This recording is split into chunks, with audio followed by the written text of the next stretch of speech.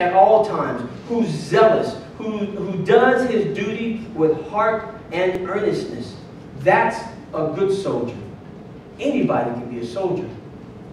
Don't think for 1 minute that everybody sitting in the churches across America today, right now, is a soldier of Jesus Christ. There are spectators that are sitting there watching. Spectators that are just listening. Spectators who are trying to decide. All these seats aren't filled with people who are true soldiers of Jesus Christ. Good soldiers of Jesus Christ. Those who have said, Lord, I've enlisted. What would you have me to do? Confession. I've been into these karate movies lately. I just got to see these karate movies more and more, and I can't help myself. They're good, and only the only good ones are those that have the subtitles.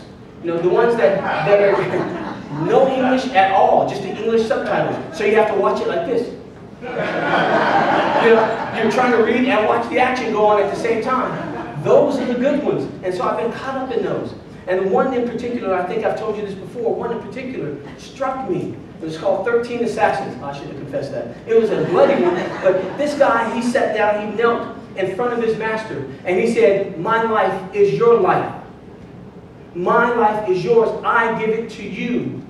Choose to do with it whatever you will.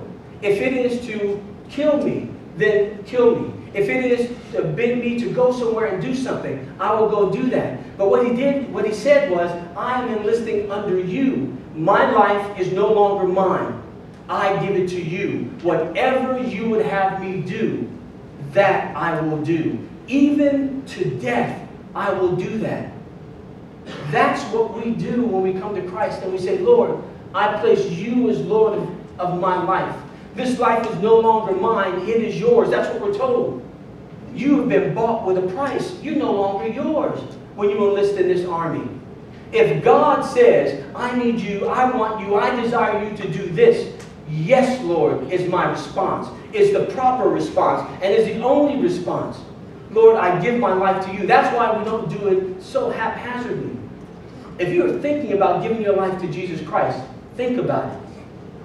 Think about it. That's what he would have you to do, because it's a serious commitment. If you're going to give it to him, it's no longer yours. If he wants you to suffer through some ordeal, you are going to suffer through that ordeal. You have to give that up. You have to give yourself up to that. Don't do it lightly. Pastor preached a couple of weeks ago. Marvelous message from Luke. Luke chapter 14. A hard passage.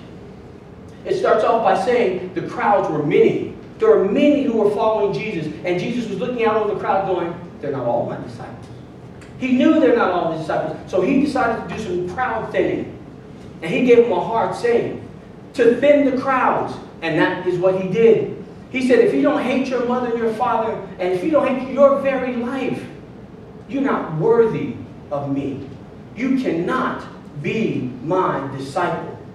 That was hard. Many left. Many were gone. Jesus said that on purpose. You've got to eat my flesh and drink my blood. And that was a hard saying to many. What do you mean I got to eat your flesh and drink your blood? And he was speaking figuratively, but people had a hard time with it, and it thinned the crowds. Let the true church stand this morning. Those who say, Lord, not my will, but your will be done. Lord, not my life, but your life. I give my life to you. That's the good soldier. That's the soldier who's not going to desert on the battlefield when the battle rages and things get hard and things get tough. In Matthew, Jesus says, if anyone desires to come after me, let him deny himself. Take up his cross and follow me. That word deny means to have nothing to do with, to have no association with. And Jesus is saying, let him deny himself. Lord, what does that mean? I want nothing to do with my sinful self. Nothing to do. And that's what Jesus would ask of us. That simple part of you, put it aside, have nothing to do with it. Take up your cross. There's going to be some suffering, saints. We're going to go through some things, saints. Take up that cross and bear that cross daily. Then and only then can we follow him. A good soldier is well trained. This past week we had VBS The children were having fun. You can tell a church that's live and active by the ones who are investing in their children. Amen? Invest in the children, and that's what we do, and that's what we do every year with VBS. And we had a rock wall out here this past week, a 25-foot rock wall. You know Pastor Mel was going to be one of the first ones up there. I had to get up there. I was waiting, had been waiting all week for that rock wall. And the kids were enjoying that rock wall. Pastor Mel was enjoying that rock wall. He was watching these youngsters go up and down that rock wall, impressed. And one woman went up that rock wall.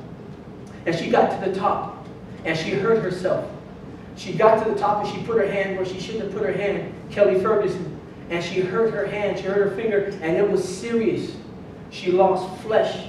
She lost a piece of bone. She hurt herself. She was at the top of the wall. She put her hand somewhere that it shouldn't have been on the next rope. And as the person next to her started to rappel, her hand got caught in the rope, between the rope and the pulley.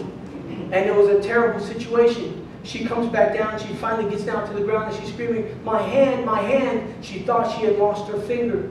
She gets to the ground and everybody's rushing. There's people coming around. She gets to the ground and that adrenaline just rushed in, and she starts to panic and she starts to she's screaming, "My hand, my hand." Kids are around. The traffic is blaring. We're right here on the corner. People are looking now, and she's sitting there. And Byron Pruitt, the man of the hour, Byron Pruitt stepped up. I want to be just like Byron when I grow up. When I grow up, I want to be just like him. He stepped in and he went to her. Byron is a paramedic.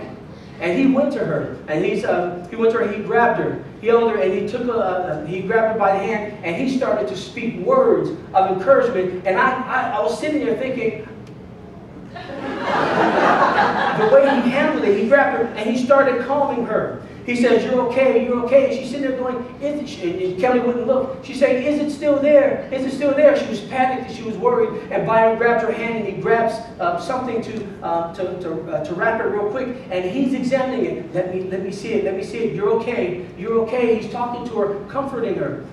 John, her husband, at this moment, is now almost in a panic himself. John, his wife, is sitting there in pain, and John is in pain because his wife is in pain, and John is starting to get worried, and John can't stand still. John can't sit still, and John is bouncing back and forth. What do I do? What do I do? And Byron, have you guys seen Sherlock Holmes? Have you seen that movie? This is the way I picture it. I swear. Byron, he looks up and he starts to assess the situation. He's got Kelly right here, blood and her hand is all messed up. He's got John here, going not sure what to do. He hears the traffic going everywhere. The kids are around, people are around, and Byron, one by one, starts to issue commands. "Somebody get me ice." That was the first thing. After comforting her, "Somebody get me ice." And I swear it was Shane. Shane jumped up, and I swear with the first bounce, he covered 30, 40 feet. He was gone. It was boom, he was gone, and he ran to get ice. Then he said, "Somebody get me a bag. I need a bag. I need a clean bag." And my wife, Trish, takes off. She's still sore today because she was running so fast. She takes off to go get a bag, and then Byron starts to talk to John. She's okay. He's handling the situation. He's just telling everyone what to do, and I'm standing there going, "God, thank you for Byron. Thank you, thank you, Lord." Because I wasn't sure what to do. I'm just sitting there, just looking at everything, but I'm looking at what's going on, and he has this calming effect on everyone. And he's just issuing those commands. He knew exactly what to do, how to do it, and how to calm everyone. I was calm at that time because of Byron. Not only that, but after he said, "Get the bag," he assessed the situation. He said, "You're okay, you're going to be okay, but you've got to get to a hospital. John, you've got to get her to the hospital, the nearest hospital." Where John is still, trying to decide what he's going to do. Byron assesses that, looks up at John and goes, "I'll drive." "I'll drive her to the hospital, because if I let you drive, neither you nor her are going to make it to the hospital." So he asked, "What hospital do you need to go to? What hospital will we have no problems with because of your insurance and everything?" She says something about St. Joseph's or something like that in Orange County. Orange County. Then Orange County we go. And Byron takes her to the car, walks her to the car. She's getting pale, but she's calm. He puts her in the car, puts John in the back seat. and he takes their car and he drives to Orange County, and he's there till 3 o'clock in the morning with them. When he gets to the hospital, I was talking to Kelly the day after or 2 days after. Kelly said, "It didn't stop there. When Byron got to the hospital, he started issuing orders in the hospital. He started telling people what to do and keeping things clean. And at one point, she had to go into the women's restroom for something. And he knew the germs and all that stuff in there. And he didn't want her to get anything in that hospital that she didn't need to get. He went into the women's bathroom first and sterilized the whole place for her before she went in. I want to be just like Byron. Just like him. He did so much. Why? Byron was acting like he had been trained to do this. And he had been. He was a paramedic. And he'd been trained to do this. And he had assessed the whole situation. And he was just doing what he was trained to do. Like a good soldier, Byron Pruitt acted. It's a good soldier that Paul is going to ask Timothy to be. Be a good soldier, not just a soldier. And a good soldier is going to practice and drill and drill and practice till he knows what to do. Even when the times aren't hard yet, the good soldier is practicing and drilling so that when the situation presents itself, when there's a need, when the battle on the battlefield, he knows what to do and it's automatic. A good soldier has trained and trained well. No one argued with Byron. No one argued because he was the expert. He knew what was going on. He was making these assessments and doing it.